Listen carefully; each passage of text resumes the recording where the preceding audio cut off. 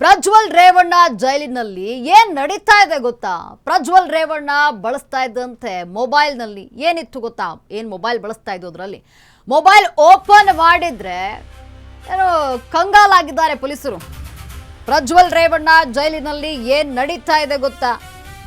ಪ್ರಜ್ವಲ್ ರೇವಣ್ಣ ಬಳಸ್ತಾ ಇದ್ದ ಮೊಬೈಲ್ನಲ್ಲಿ ಏನಿತ್ತು? ಮೊಬೈಲ್ ಓಪನ್ ಮಾಡಿ ಕಂಗಾಲಾದಂತಹ ಪೊಲೀಸರು. ಅಂಥದ್ದು ಏನಿತ್ತಪ್ಪ ಈ ಒಂದು ಮೊಬೈಲ್ನಲ್ಲಿ ಅಂತ ಒಂದು ಪ್ರಶ್ನೆ ಮೂಡುತ್ತೆ ಇಲ್ಲಿ. ಅಂದ್ರೆ ಏನಿತ್ತು ಆ್ಯಪ್ನಲ್ಲಿ, ಅಂಥದ್ದು ಏನು ಹಿಸ್ಟ್ರಿ ಇತ್ತು ಅಂತ. ಆದ್ರೂ ಪೊಲೀಸರಿಗೆ ಮಂಗ್ಯ ಮಾಡಿದ್ರ ಪ್ರಜ್ವಲ್ ಅಂತ. ಪ್ರಜ್ವಲ್ ರೇವಣ್ಣ ಜೈಲಿನಲ್ಲಿ ಏನ್ ನಡೀತಾ ಇದೆ ಗೊತ್ತಾ? ಪ್ರಜ್ವಲ್ ರೇವಣ್ಣ ಬಳಸ್ತಾ ಇದ್ದಂತಹ ಮೊಬೈಲ್ನಲ್ಲಿ ಏನಿತ್ತು ಅಂದ್ರೆ ಒಂದು ಆ್ಯಪ್ ಅನ್ನ ಬಳಸ್ತಾ ಇದ್ರು. ಆ ಆ್ಯಪ್ನಲ್ಲಿ ಅಂತಹದ್ದ ಒಂದು ಹಿಸ್ಟ್ರಿ ಏನಿತ್ತು ಅಲ್ಲಿ? ಆದ್ರೂ ಪೊಲೀಸರಿಗೆ ಮಂಗ್ಯ ಮಾಡಿದ್ರ ಪ್ರಜ್ವಲ್ ಅಂತ. ನೋಡಿ, ಪರಪ್ಪನ ಅಗ್ರಹಾರ ಜೈಲಿನಲ್ಲಿ ಪ್ರಜ್ವಲ್ ರೇವಣ್ಣ ಇದ್ರು. ಈಗ ಪ್ರಜ್ವಲ್ ರೇವಣ್ಣ ಇದ್ದಂತಹ ಸೆಲ್ಲರ್ನಲ್ಲಿ ಏನು ಮೊಬೈಲ್ ಪತ್ತೆ ಆಗಿದೆ, ಆಂಡ್ರಾಯ್ಡ್ ಫೋನ್ ಪತ್ತೆ ಆಗಿರುವಂಥದ್ದು. ಆ ಮೊಬೈಲ್ ಅನ್ನ ವಶಕ್ಕೆ ಪಡೆದು ಚೆಕ್ ಮಾಡಿದಾಗ ಒಂದು ಆ್ಯಪ್ ಅಲ್ಲಿ ಕಂಡು ಬಂದಿದೆ. ಅದರ ಹಿಸ್ಟ್ರಿಯನ್ನ ಚೆಕ್ ಮಾಡಿದಾಗ ಶಾಕ್ ಆಗಿರುವಂಥದ್ದು ಪೊಲೀಸರಿಗೆ. ಅಂಥದ್ದು ಏನಿತ್ತು ಅಲ್ಲಿ? ಏನು ಮೊಬೈಲ್ ಅನ್ನ ಬಳಕೆ ಮಾಡ್ತಾ ಇರೋದು ತಪ್ಪು, ಅದರಲ್ಲಿ ಆ್ಯಪ್ ಅನ್ನ ಇನ್ಸ್ಟಾಲ್ ಮಾಡಿ ಅದರಲ್ಲಿ ಏನು ನೋಡ್ತಾ ಇದ್ರು ಅಂದ್ರೆ ಏನ್ ಆಗ್ತಾ ಇದೆ ಇಲ್ಲಿ? ಪ್ರಜ್ವಲ್ ರೇವಣ್ಣ ಇದ್ದಂತಹ ಜೈಲಿನಲ್ಲಿ ಏನ್ ನಡೀತಾ ಇದೆ ಅನ್ನುವಂತಹ ಪ್ರಶ್ನೆ ಈಗ ಮೂಡುತ್ತೆ. ಜೈಲಿನಲ್ಲಿ ಹೇಗೆ ಕೊಟ್ಟರು ಮೊಬೈಲ್ನ, ಹೇಗೆ ಬಳಕೆ ಆಗ್ತಾ ಇದೆ ಅಲ್ಲಿ, ಇದ್ರ ಹಿಂದೆ ಯಾರಿದ್ದಾರೆ, ಯಾರು ಸಹಕರಿಸ್ತಿದ್ದಾರೆ ಅನ್ನುವಂತಹ ಪ್ರಶ್ನೆಗಳಾಗ್ತಾ ಇದೆ. ಪೊಲೀಸರಿಗೆ ಮಂಗ್ಯ ಮಾಡಿದ್ರ ಪ್ರಜ್ವಲ್ ಅನ್ನುವಂತಹ ಪ್ರಶ್ನೆ. ನೋಡಿ, ಜೀವಾವಧಿ ಶಿಕ್ಷೆನ ಅನುಭವಿಸ್ತಾ ಇರುವಂತಹ ಪ್ರಜ್ವಲ್ ರೇವಣ್ಣ ಜೈಲಿನಲ್ಲಿದ್ದಾರೆ. ಜೈಲಿನಲ್ಲಿ ಅವ್ರಿಗೆ ಎಲ್ಲಾ ರೀತಿಯ ಸೌಕರ್ಯಗಳು ಸಿಗ್ತಾ ಇದೆ. ಮೊಬೈಲ್ ಸಿಗ್ತಾ ಇದೆ ಈಗ ಪ್ರಜ್ವಲ್ ರೇವಣ್ಣಗೆ. ಅಂದ್ರೆ ಯಾವ ಮಟ್ಟಿಗೆ ಇಲ್ಲಾಗಿದೆ ಅಂತ, ಪ್ರಜ್ವಲ್ ರೇವಣ್ಣ ಬ್ಯಾರಕ್ನಲ್ಲಿ ಮೊಬೈಲ್ ಪತ್ತೆ, ಆಂಡ್ರಾಯ್ಡ್ ಫೋನ್ ಅನ್ನ ಬಳಸ್ತಾ ಇದ್ರು. ಇನ್ನು ಮೊಬೈಲ್ನಲ್ಲಿ ಸೋಷಿಯಲ್ ಮೀಡಿಯಾ ಆಪ್ ಪತ್ತೆ ಆಗಿದೆ. ರೆಡ್ಮಿ ಮೊಬೈಲ್ನಲ್ಲಿ ಹಲವು OTT ಆಪ್ಗಳು ಪತ್ತೆ ಆಗಿರುವಂಥದ್ದು.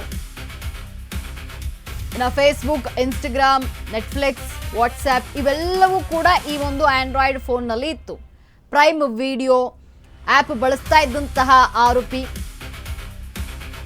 ಆದ್ರೆ ಅಕೌಂಟ್ಗಳ ಪಾಸ್ವರ್ಡ್ ಗೊತ್ತಿಲ್ಲ ಅಂತ ಕೈದಿ ಹೇಳುತ್ತಾ ಇರುವಂಥದ್ದು ಇಲ್ಲಿ. ಆ್ಯಪ್ ಎಲ್ಲನೂ ಬಳಸ್ತಿದ್ದಾರೆ, ಆದ್ರೆ ಪಾಸ್ವರ್ಡ್ ಗೊತ್ತಿಲ್ಲ ಅಂತೆ. ಸದ್ಯ ಇಬ್ಬರ ವಿರುದ್ಧ FIR ಅನ್ನ ದಾಖಲಿಸಿ ತನಿಖೆಯನ್ನ ಮಾಡಲಾಗ್ತಾ ಇದೆ. ಸಹಕೈದಿ ಪ್ರತಾಪ್ ರೈ A1, ಪ್ರಜ್ವಲ್ ರೇವಣ್ಣ A2 ಆರೋಪಿ ಆಗಿರುವಂಥದ್ದು ಇಲ್ಲಿ.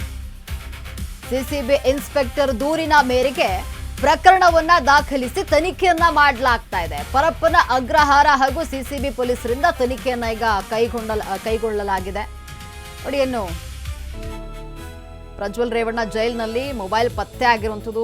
ಈ ಬಗ್ಗೆ ಮತ್ತಷ್ಟು ಮಾಹಿತಿಯನ್ನ ನೀಡಲು ನಮ್ಮ ಪ್ರತಿನಿಧಿ ಅರುಣ್ ದೂರವಾಣಿ ಸಂಪರ್ಕದಲ್ಲಿದ್ದಾರೆ. ವರುಣ್, ಏನು ಪ್ರಜ್ವಲ್ ರೇವಣ್ಣ ಇದ್ದಂತಹ ಸೆಲ್ನಲ್ಲಿ ಮೊಬೈಲ್ ಪತ್ತೆ ಆಗಿದೆ, ಆಂಡ್ರಾಯ್ಡ್ ಫೋನ್ ಪತ್ತೆ ಆಗಿದೆ, ಅದರಲ್ಲಿ ಆ್ಯಪ್ಗಳನ್ನ ಇನ್ಸ್ಟಾಲ್ ಮಾಡಿ ಅಂದ್ರೆ ಸೋಷಿಯಲ್ ಮೀಡಿಯಾವನ್ನ ಬಳಕೆ ಮಾಡ್ತಾ ಇದ್ರು ಅನ್ನುವಂಥದ್ದು ಈಗ ಮಾಹಿತಿ ಸಿಕ್ಕಿರುವಂಥದ್ದು. ಈ ಬಗ್ಗೆ ಹೆಚ್ಚಿನ ಅಪ್ಡೇಟ್ಸ್ ಏನಿದೆ?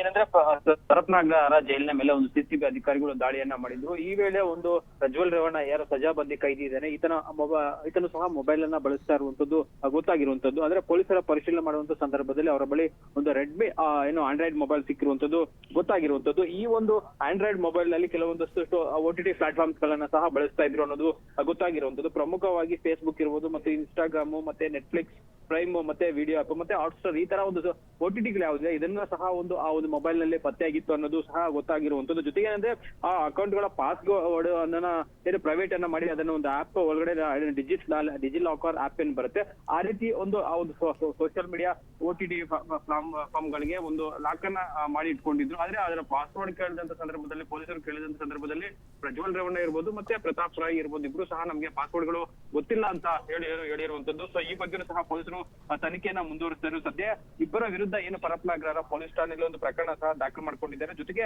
ಏನಂದ್ರೆ ಸಿಸಿಬಿ ಇನ್ಸ್ಪೆಕ್ಟರ್ ಏನು ಒಂದು ರೈಡ್ ಮಾಡಿದ್ರು, ಆ ಒಂದು ಅವರ ಹುಟ್ಟಂತಹ ಒಂದು ದೂರಿನ ಮೇರೆಗೆ ಸದ್ಯಕ್ಕೆ ಪರಪ್ಪನಗ್ರಹಾರ ಪೊಲೀಸ್ ಠಾಣೆಯಲ್ಲಿ ಒಂದು ಪ್ರಕರಣ ದಾಖಲು ಮಾಡಿಕೊಂಡು ಸಿಸಿಬಿ ಪೊಲೀಸರು ತನಿಖೆಯನ್ನ ಮಾಡ್ತಾರೆ. ಜೊತೆಗೆ ಏನಂದ್ರೆ ಮುಂದಿನ ದಿನಗಳಲ್ಲಿ ಈ ಒಂದು ವಿಚಾರಕ್ಕೆ ಸಂಬಂಧಪಟ್ಟಂತೆ ಪ್ರಜ್ವಲ್ ರೇವಣ್ಣ ಅವರನ್ನು ಸಹ ಒಂದು ವಶಕ್ಕೆ ಪಡೆದುಕೊಂಡು ವಿಚಾರಣೆ ಮಾಡುವ ಸಾಧ್ಯತೆ ಇರುತ್ತೆ. ಯಾಕಂದ್ರೆ ಈ ಮೊಬೈಲ್ ಅವರ ಬೆಳಕಿಗೆ ಹೇಗೆ ಬಂತು ಅನ್ನೋದು ಸಹ ಒಂದು ಪ್ರಶ್ನೆ ಆಗಿರುತ್ತೆ. ಯಾಕಂದ್ರೆ ಯಾರಾದ್ರೂ ತಂದು ಕೊಟ್ರ ಅಥವಾ ಯಾವಾಗ ಈ ಮೊಬೈಲ್ ಒಳಗಡೆ ಬಂತು ಮತ್ತೆ ಎಷ್ಟು ದಿನಗಳಿಂದ ಈ ಮೊಬೈಲ್ ಅನ್ನ ಬಳಸ್ತಾ ಇದ್ರು ಏನು ಅನ್ನೋದ್ರ ಬಗ್ಗೆ ಸಹ ತನಿಖೆಯನ್ನ ಮಾಡಬೇಕಾಗುತ್ತೆ. ಸೊ ಅದಕ್ಕೋಸ್ಕರ ಅವರಿಬ್ಬರನ್ನು ಸಹ ಮುಂದಿನ ದಿನಗಳಲ್ಲಿ ಒಂದು ಕೋರ್ಟ್ ಅನುಮತಿ ಪಡೆದು ವಶಕ್ಕೆ ಪಡೆದುಕೊಂಡು ಹೆಚ್ಚಿನ ವಿಚಾರಣೆ ಸಹ ಮಾಡುತ್ತೆ. ಆನಂತರ ಅವ್ರಿಗೆ ಮೊಬೈಲ್ ಯಾವ ರೀತಿ ಬಂತು ಏನು ಅನ್ನೋದು ಯಾರಾದ್ರೂ ಅಧಿಕಾರಿಗಳು ತಂದು ಕೊಟ್ರ ಅಥವಾ ಯಾರಾದ್ರೂ ವಿಸಿಟರ್ಗಳು ಬಂದಂತ ಸಂದರ್ಭದಲ್ಲಿ ಈ ರೀತಿಯ ಮೊಬೈಲ್ ಗಳನ್ನ ತಂದು ಕೊಟ್ರ ಏನು ಅನ್ನೋದ್ರ ಬಗ್ಗೆ ಸಹ ನೋಡ್ಬೇಕಾಗುತ್ತೆ. ಇತ್ತೀಚೆಗೆ ಕೋರ್ಟ್ ಏನು ಕುಟುಂಬಸ್ಥರು ಮತ್ತೆ ಸಂಬಂಧಿಕರನ್ನ ಭೇಟಿ ಮಾಡಬಹುದು ಅಂತ ಹೇಳ್ಬಿಟ್ಟು ಸೂಚನೆಯನ್ನ ಕೊಟ್ಟಿತ್ತು. ಅಂದ್ರೆ ಒಳ ಸಂದರ್ಶನ ಅಂದ್ರೆ 30 ನಿಮಿಷಗಳ ಕಾಲ ಒಳ ಸಂದರ್ಶನಕ್ಕೆ ಏನೋ ಕೋರ್ಟ್ ಇತ್ತೀಚೆಗೆ ಪ್ರಜ್ವಲ್ ರೇವಣ್ಣ ಅವರಿಗೆ ಒಂದು ಅನುಮತಿಯನ್ನ ಕೊಟ್ಟಿತ್ತು.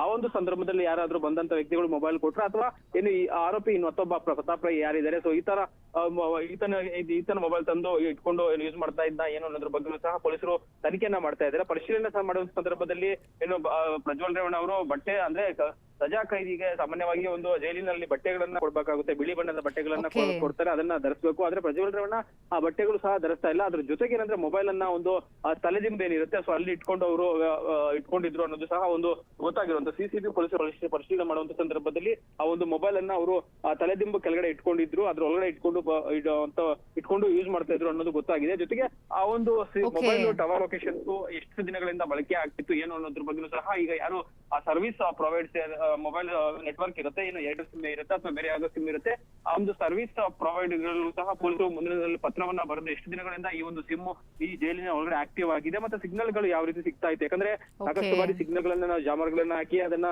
ನಿರ್ಬಂಧ ಮಾಡಿದೀವಿ ಅಂತ ಏನು ಗೃಹ ಇಲಾಖೆ ಹೇಳ್ತಾ ಇರುತ್ತೆ. ಆದ್ರೆ ಇವರಿಗೆ ಯಾವ ರೀತಿ ಈ ಸಿಗ್ನಲ್ ಸಿಗ್ತಾ ಇತ್ತು ಅನ್ನೋದ್ರ ಬಗ್ಗೆ ಸಹ ಒಂದು ಸರ್ವಿಸ್ ಪ್ರೊವೈಡರ್ ಗಳಿಗೆ ಒಂದು ಡಿಜಿಪಿ ಅಲೋಕ್ ಕುಮಾರ್ ಒಂದು ಪತ್ರವನ್ನ ಬರೆದು ಅದ್ರ ಬಗ್ಗೆ ಸಹ ಮಾಹಿತಿ ಕೊಡುವಂತ ಸಹ ಕೇಳಿರುವಂತದ್ದು. ಲಕ್ಷ್ಮಿ, ಧನ್ಯವಾದ ಅರುಣ್ ನಿಮ್ಮೆಲ್ಲ ಮಾಹಿತಿಗಾಗಿ.